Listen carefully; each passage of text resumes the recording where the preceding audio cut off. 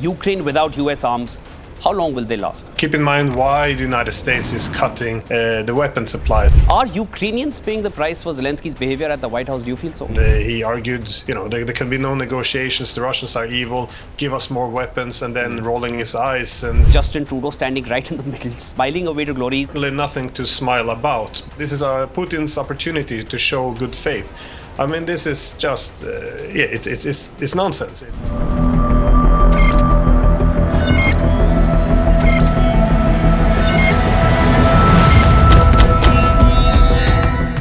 The US is pausing aid to Ukraine. That includes US weapons.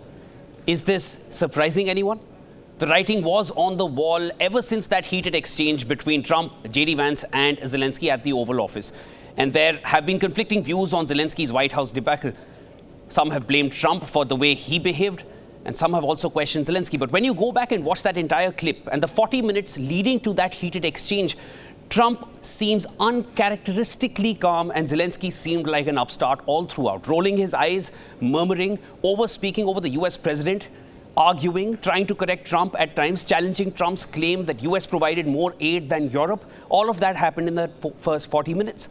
Well, soon after that, Zelensky travels to London, gets a rousing welcome where the UK Prime Minister claims that Europe needs to do the heavy lifting now. And in the same breath, later in that sentence says, but then also they need strong US support. So what's all that chest thumping for?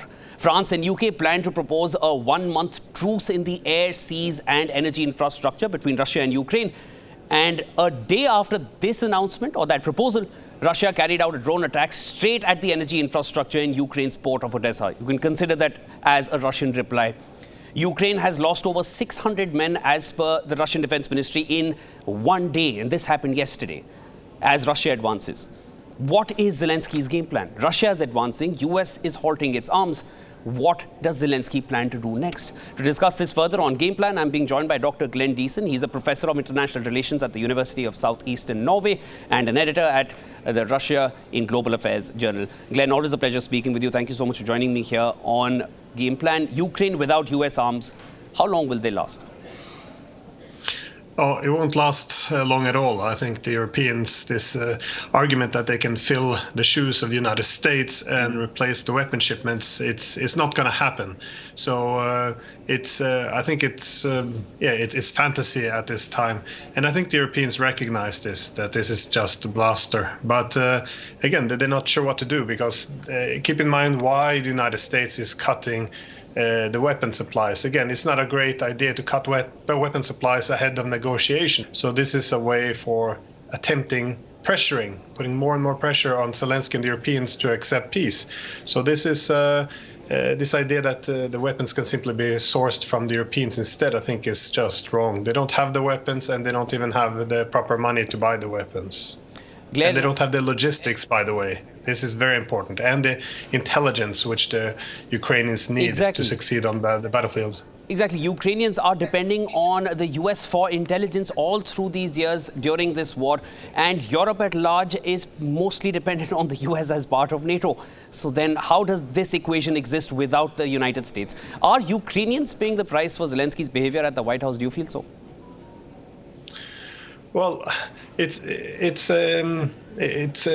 it's all about the pressure to push Zelensky to the negotiation table. And in your introduction, you mentioned the big clash in the Oval Office. If you watch the TV channels in Europe, they just turned on. They picked the clips when the Trump and Vance were bashing Zelensky, which was obviously not very good optics, but.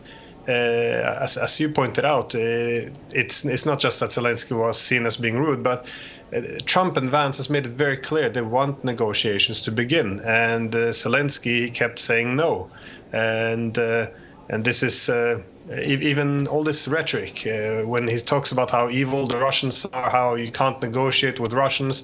This is something usually one has to embrace if you want to show that you're pro-Ukrainian. But this is a dual significance. If you accept this rhetoric, what it's really saying is there can be no diplomacy. So they rejected this as well. And I've also been told that the fact that that Trump had asked Zelensky to wear a suit during the meeting, not just to look well, but because Zelensky started taking off his suit when the war began. So that's his, wartime outfit. So they wanted it to send a clear signal that he should, that the war, it will come to an end by wearing a suit and starting to talk about what can be achieved in diplomacy. Instead, he came in his, his war fatigues, and he argued, there can be no negotiations. The Russians are evil. Give us more weapons, and then rolling his eyes and being dismissive to Vance when they were pushing for peace. So anyways, it's just the Americans are the main force here. They're the one who holds all the weapons. As Trump said, they're the one who holds all the cards. If they don't follow the American directive, then America will put more and more pressure. And cutting the weapon supply is a key aspect of this.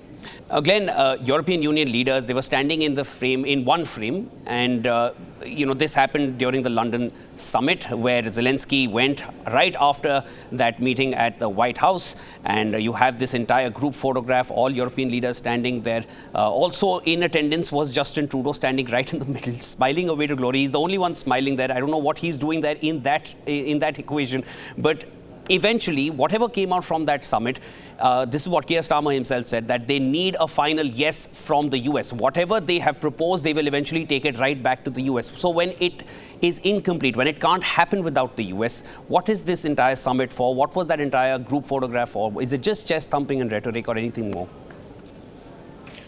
Well, there was certainly nothing to smile about, but I think this is what the Europeans often do. They have these photo ops. You stand in front of the camera, you say, we stand strong. But again, behind it, there's nothing. There's no weapon supplies, there's no intelligence, and there's no logistics to serve these efforts. So it's also worth noting at what the actual proposal was from Macron. That was, he wanted a 1 month limited ceasefire. That is, fighting should still continue on the ground. However, he wants a stop to missile launches, or anything in the air launched from sea, and also attacks on energy infrastructure. So all the areas where Russia dominates, this should be cut for a month. And then what's the plan? He never said. Then we can start negotiating. So what is the purpose of this? Well, he said, well, it shows this is Putin's opportunity to show good faith. I mean, this is just, it's nonsense. It's not gonna, there's no proposal here. There's no alternative. It's, and even this terrible idea was walked away by the British. They distanced themselves from it. Zelensky didn't want it, and certainly it's not going to be acceptable to the Americans and the Russians. So there's nothing really there. I think it's just for the Europeans to start to show that they stand together, and Trump have to recognize them. But when it goes to Trump, what is he going to ask for? Well, Starmer is going to ask for security guarantees, and this is not going to happen, because this would enable Zelensky and the Europeans to pull the. This is again exactly what the US wants to end. It wants to end this war, not to get pulled in. As far as the minerals deal is concerned, Glenn, I'll finally take that question from you. Do you feel that is a kind of a security guarantee which Zelensky has been repeating time and again? If he agrees to this minerals deal, which he was expected to sign during his visit to Washington, that itself is a security guarantee for Ukraine, regardless of how much US is going to gain from it. But with US presence in Ukraine, or in those eastern regions of Ukraine, that itself is a security guarantee for any kind of future, antic that Russia may want to carry out at the border.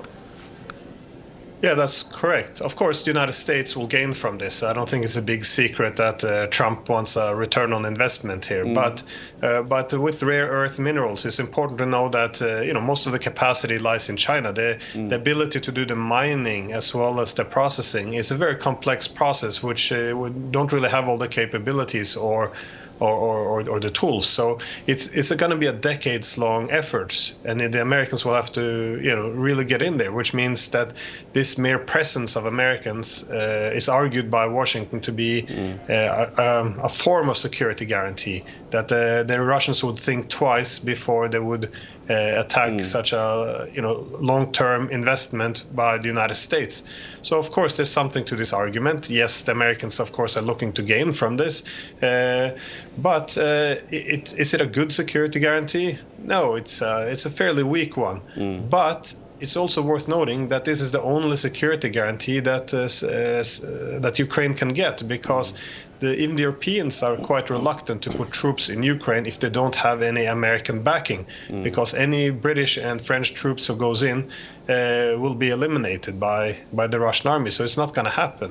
And the Americans don't want to get pulled in. Because we always talk about security guarantees as if it's very unproblematic. So, we put in security guarantees. Now the Russians are deterred. However, it's also something that can pull the United States into World War III. Obviously, he has a lot of incentives for this. If you want to reconquer the territories, you can't do this on your own. You need America to fight with you.